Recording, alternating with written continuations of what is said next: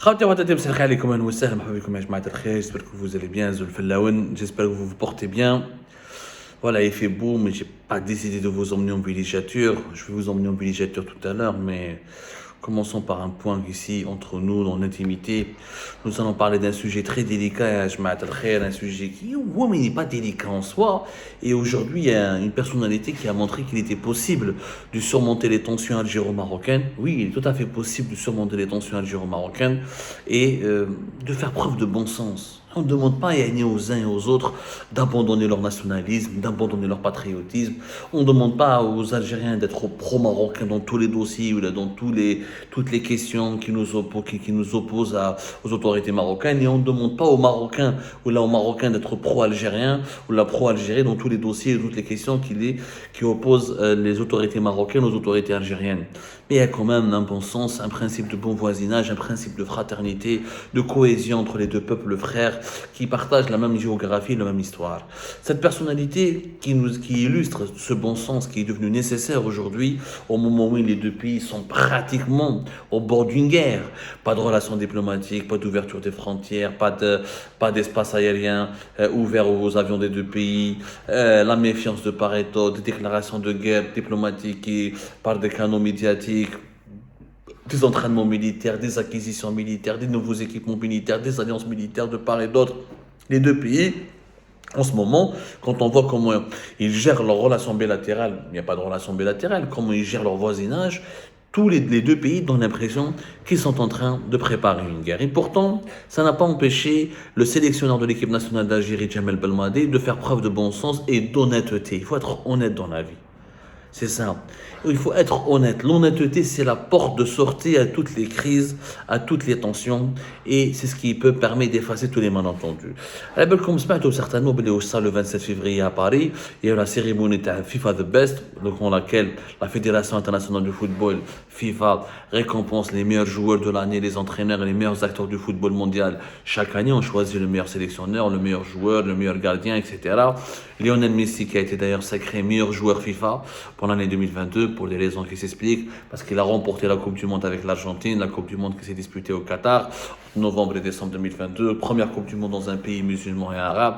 Donc, devant Mbappé, devant Karim Benzema, Lionel Messi est entré encore une fois dans l'histoire en devenant le meilleur joueur de l'histoire, meilleur joueur de l'année pour la Fédération internationale de football concernant l'année 2022.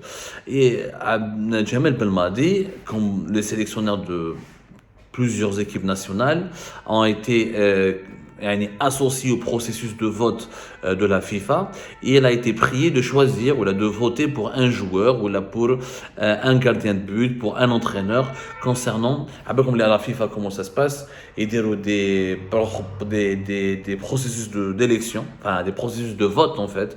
Il y a des sélectionneurs, des journalistes sportifs, des sélectionneurs, des anciens joueurs, des anciennes gloires du football mondial qui votent pour le meilleur joueur de l'année, la meilleure joueuse parce que le football féminin, le meilleur entraîneur, le meilleur gardien de but, et on distribue comme ça des récompenses pour mettre en valeur les talents qui ont marqué qui marquent chaque année à travers leur réalisation, leur distinction individuelle et collective, le football mondial. Bon, Djamel Belmadi, alors que son pays, l'Algérie, est ouvertement hostile au Maroc. Rappelez-vous ce qui s'est passé avec la Coupe d'Afrique des joueurs locaux, la CHAN 2023, où l'Algérie n'a pas autorisé les joueurs marocains à venir à Constantine à bord d'un avion de la Royal Air Maroc, parce que l'espace aérien algérien est fermé depuis septembre 2021 à tous les appareils tous les avions immatriculés au Maroc.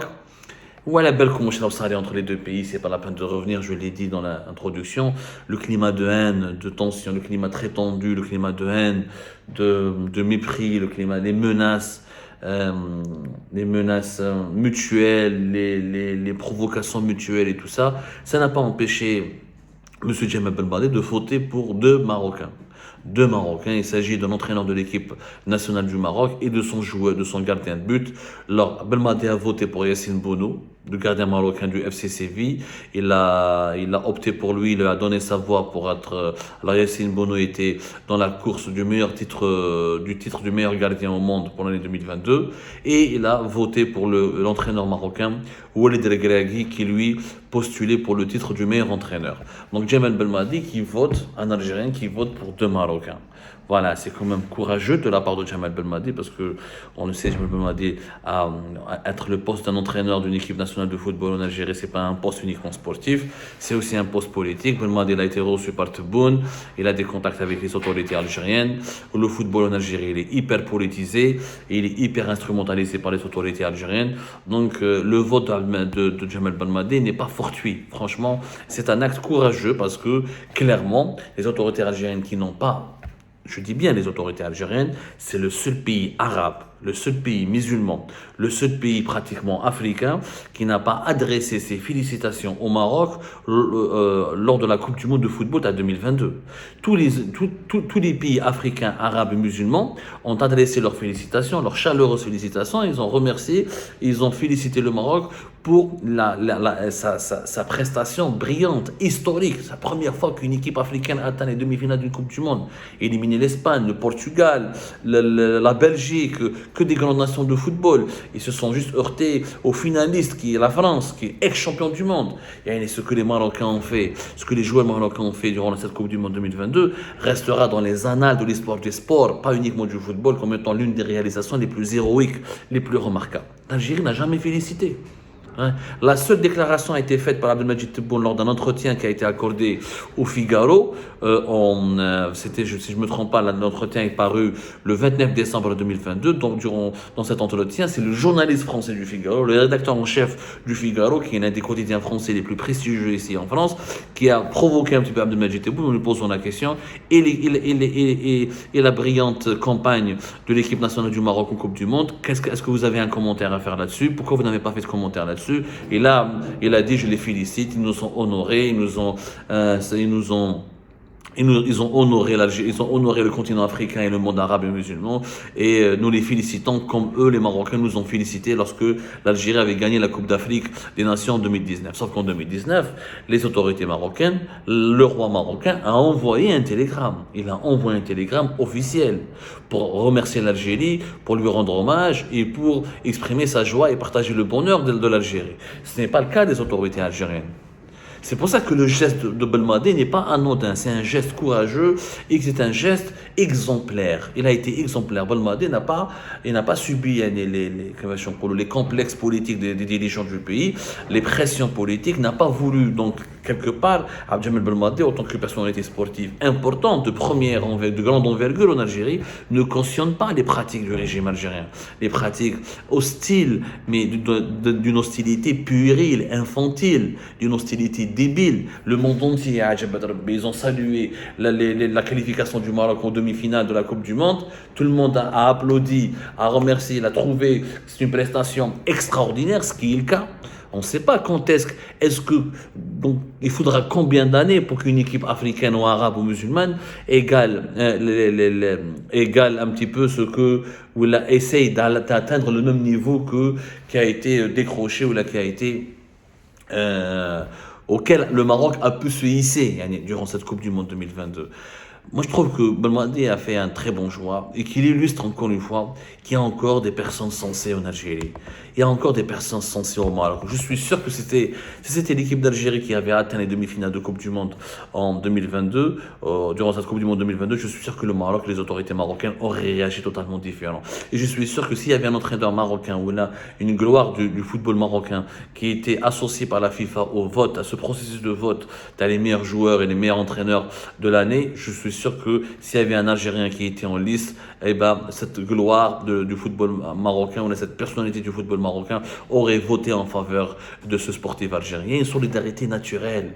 Il y a une solidarité naturelle entre les Algériens et les Marocains parce qu'encore une fois, ce sont les mêmes peuples, les mêmes traditions, la même culture, la même histoire, la même géographie, la même religion, les mêmes valeurs religieuses, les mêmes valeurs spirituelles. Il y a des caractères différents, il y a des mentalités différentes, il y a des traits caractéristiques sociologiques et psychologiques différents. C'est normal. Chaque société a une psychologie collective. C'est ce qui fait partie d'ailleurs de la pluralité et la diversité du Maghreb. Mais l'amitié, le bon voisinage, la fraternité entre les peuples du Maghreb, c'est une valeur que personne ne pourra enterrer. ما تقدر aucun conflit politique, aucun différent politique, aucune tension géopolitique, aucun dossier de tension ou de divergence entre les dirigeants des pays maghrébins ne peuvent instaurer ou insuffler un sentiment de haine et de méfiance. On a regardé entre les Tunisiens et les Libyens, ça s'est toujours bien passé. Entre les Algériens et les Tunisiens, entre les Algériens et les Marocains, les peuples ont conscience de leur fraternité. Ils ont conscience que cette fraternité historique, géographique, spirituelle, humaniste, etc., c'est un trésor que les peuples veulent préserver. Il faudrait qu'il y ait d'autres Jamal Belmadi. Franchement, il faudrait qu'il y ait d'autres Jamal Belmadi. Moi, je salue, je n'ai pas été d'accord avec Jamal Belmadi à maintes reprises ces derniers temps. Je l'ai même, sur Algérie, rappelez-vous, on l'a même classé parmi les 10 pires personnalités de l'année 2022 en raison de son échec catastrophique.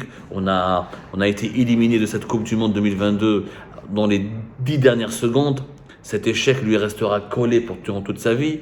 L'Algérie a raté l'une des plus belles Coupes du Monde, une Coupe du Monde unique, la première dans le monde arabe et dans le monde musulman.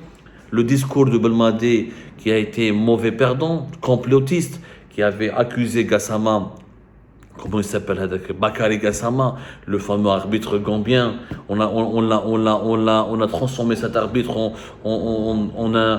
un comploteur contre la sécurité nationale en Algérie. On a le diable en personne, comme s'il a été dépêché par le diable pour empêcher ou pour saboter la qualification de l'Algérie. Jamal Belmadi a été très mauvais perdant dans cette élimination. Il a aggravé la culture du complotisme en Algérie. C'est pour ça que nous l'avons classé parmi les 10 personnalités mauvaises de l'année 2022. En tout cas, les personnalités qui collectionnent des échecs impardonnables, parce que ça a été vraiment impardonnable pour l'Algérie de ne pas aller en Coupe du Monde. On avait toutes les qualités et le staff. On aurait fait, imaginez la Tunisie, le Maroc et l'Algérie dans la même Coupe du Monde, ça aurait été un moment historique et de partage, encore une fois, de très bons moments entre les peuples du Maghreb. Ça ne s'est pas fait, mais aujourd'hui, en tout cas, Jamal Belmadi s'est bien rattrapé. Il a montré qu'il était un homme de valeur, qu'il était un homme sensé. Voilà. Là, on n'a pas besoin de dirigeants icono-visionnaires ou la philosophe ou d'une grande intelligence. Au moins qu'ils aient du bon sens. Qu'ils aient un peu de bon sens. Où est le bon sens? Le bon sens, c'est on a un voisin avec lequel on partage une histoire, une géographie et des valeurs. On se soutient.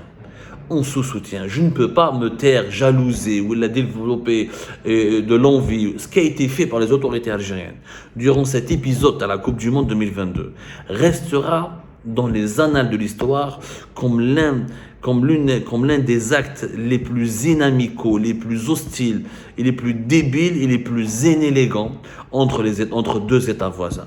Qui fait ton voisin, la demi-finale de la Coupe du Monde, il est salué par toute la planète. Que tu demandes à la presse algérienne ou à la presse gouvernementale et à la presse publique, à la télévision algérienne de ne pas même pas parler, même pas évoquer les succès de l'équipe sportive marocaine. Pourquoi? Parce qu'ils sont des Marocains. ولا هذا عندك un problème على الروا واش دخل l'équipe nationale Walid Regragui ou Yassine Bounou ou Siyesh هذوك c'est des enfants du peuple, c'est pas les cousins du palais, c'est pas des princes, هذوك c'est des joueurs du peuple, des enfants du peuple marocain qui ont réalisé encore une fois des réalisations, des prestations historiques qu'il fallait saluer.